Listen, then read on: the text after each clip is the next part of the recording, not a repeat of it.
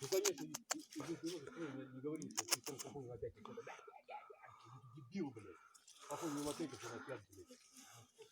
Идиот, блядь, какой. Вот в таком лесу живет петух.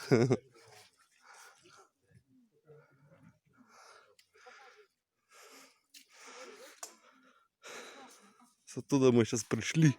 Сколько тут, Саня? 2 км? Да? По грязи. Что, снимаешь? Домой пошли. Мы за вами следом сейчас тоже Тоже с пойдем. нами? Нет, мы после вас вторым рейсом.